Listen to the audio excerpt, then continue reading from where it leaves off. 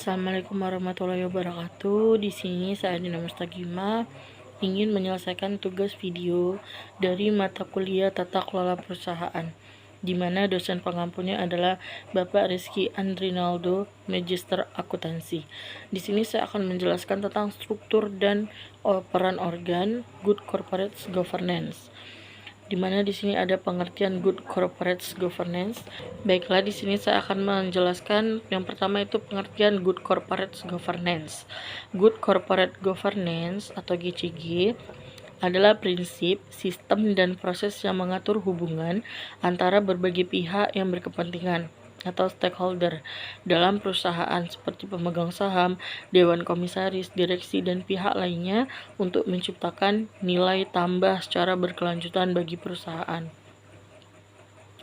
Menurut Komite Nasional Kebijakan Governance, GCG didefinisikan sebagai suatu proses dan struktur yang digunakan oleh organ perusahaan untuk meningkatkan keberhasilan usaha dan akuntabilitas perusahaan dalam rangka mewujudkan nilai pemegang saham dalam jangka panjang, dengan tetap memperhatikan kepentingan stakeholder lainnya.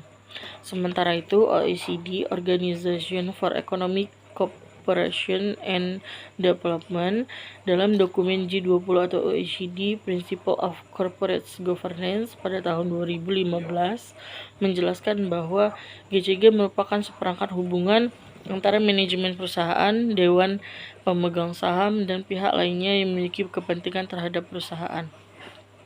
Selanjutnya ada tujuan penerapan Good Corporate Governance.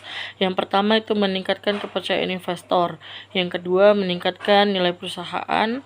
Yang ketiga itu dapat meminimalkan risiko. Yang keempat dapat meningkatkan akses terhadap modal. Yang kelima dapat menciptakan keberlanjutan usaha. Selanjutnya, struktur Good Corporate Governance. Agar prinsip-prinsip GCG dapat diterapkan secara efektif, diperlukan struktur organisasi yang tepat, yaitu yang pertama Rapat Umum Pemegang Saham atau RUPS, yang kedua Dewan Komisaris, yang ketiga Direksi, yang keempat Komite Pendukung, yang kelima Sekretaris Perusahaan, yang keenam Unit Audit Internal. Faktor-faktor yang mempengaruhi efektivitas penerapan GCG. Beberapa faktor yang mempengaruhi keberhasilan implementasi GCG dalam perusahaan antara lain, yang pertama komitmen manajemen puncak, di mana penerapan GCG harus dimulai dari komitmen nyata di tingkat tertinggi. Yang kedua budaya organisasi, di mana nilai-nilai GCG harus diinternalisasi ke dalam budaya perusahaan sehari-hari. Yang ketiga dukungan regulasi dan penegakan hukum. Peraturan yang jelas dan konsisten serta penegakan hukum yang adil sangat penting. Yang keempat, kesadaran stakeholder. Semua pihak, termasuk karyawan, pemegang saham, dan masyarakat, harus memahami pentingnya GCG. Yang kelima, sistem informasi yang baik. Ketersediaan informasi yang akurat dan tepat waktu mendukung transparansi dan akuntabilitas. Selanjutnya, manfaat Good Corporate Governance bagi perusahaan. Yang pertama, dapat meningkatkan kinerja keuangan. Dengan tata kelola yang baik, perusahaan lebih efisien dalam operasional dan pengelolaan aset. Yang kedua, mengurangi biaya modal.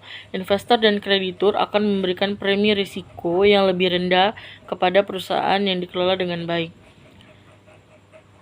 Yang ketiga, meningkatkan daya saing. Perusahaan yang memiliki reputasi tata kelola yang baik lebih mudah memenangkan persaingan di pasar domestik maupun internasional.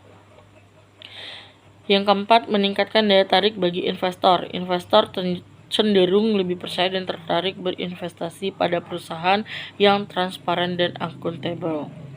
Yang kelima, dapat meningkatkan ketahanan terhadap krisis.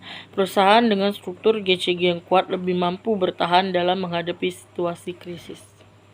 Selanjutnya itu peran Good Corporate Governance dalam perusahaan. Yang pertama, dapat meningkatkan kepercayaan stakeholder.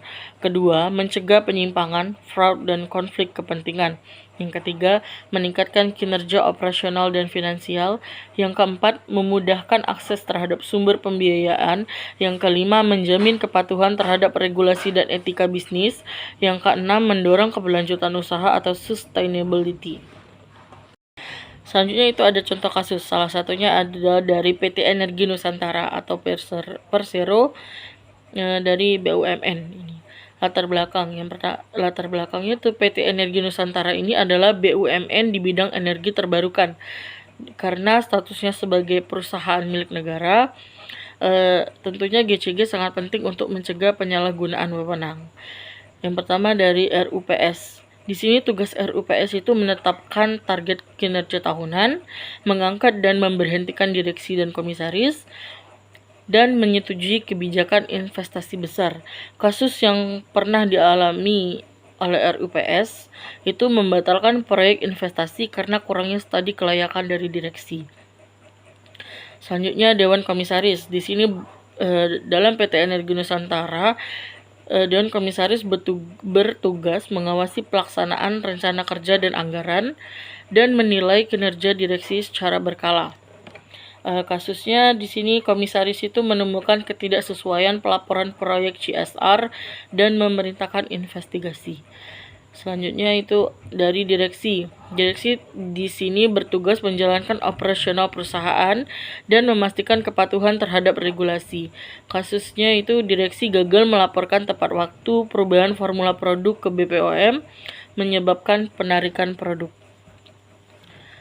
Kesimpulan dari semua yang telah saya jelaskan, kesimpulannya adalah good corporate governance adalah sistem, proses, dan seperangkat peraturan yang digunakan untuk mengarahkan dan mengendalikan perusahaan agar menciptakan nilai tambah secara berkelanjutan bagi seluruh pemangku kepentingan atau stakeholder.